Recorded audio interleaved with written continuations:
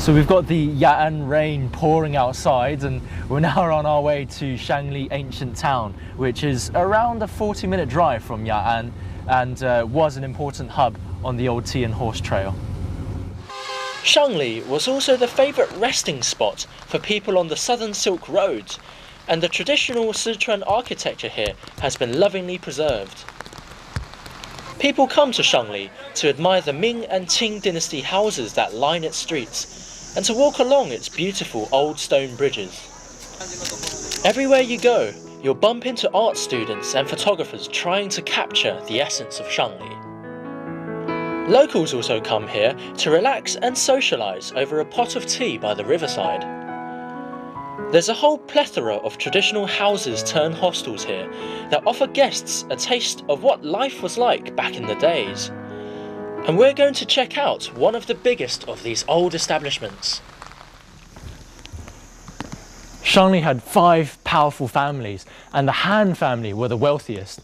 This was their home, built during the Qing dynasty around 300 years ago, and it has 9 courtyards. Even until today, there are around 100 people living here, 22 families, all of whom are descendants of the Han family.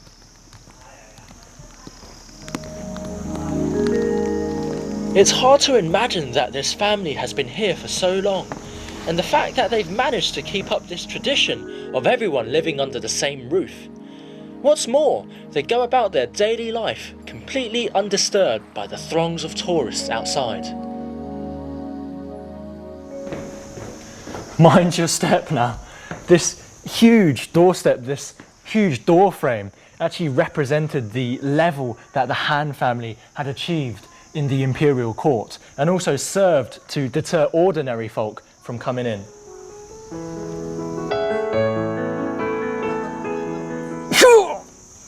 Oh! This might just look like an average stone, but this used to be used as a weightlifting tool back in the days, and this is 90 kilograms, but they would lift it up and then turn it horizontal and use it to practice. It's a bit too heavy for my old back. Oh. This is more my level. Many of the Han family's descendants were excellent martial artists, and when one of the descendants obtained the #1 spot in the national martial arts exam, most of Sichuan's officials came together and awarded him this huge plaque you see up there, which is around 200 years old. After a good workout at the Han abode, I find myself back on the streets of Shangli and in search of something to satisfy my hunger. I found a local specialty. It's dry smoked ham, and it's hard to the touch and it looks a bit scary, but actually it's meant to be very nice. What they do is they put this above a charcoal fire and they smoke it for maybe, I think this one's probably 2 months or so, even up to a year. And what you can do is dice it and chop it into pieces and stir fry it. It's meant to be very nice, and giant pandas are meant to really like this as well. Here in Shangli, you can't not pass by the rows of aunties and their steaming pots without wondering what's inside. There's a huge variety of local delicacies on offer here, and I highly recommend giving them all a try.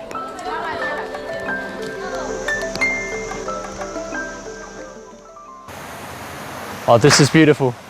You've got this quaint little bridge with grasses draped over it and the misty mountains in the background.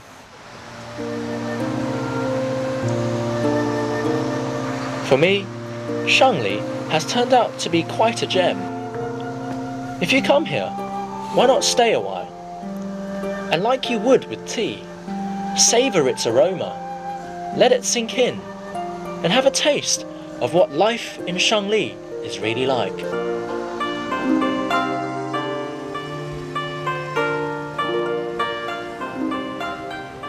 Perhaps it's the fresh air or the relaxed pace of life here in Yaan, but I've only been here for a couple of days and I feel refreshed already.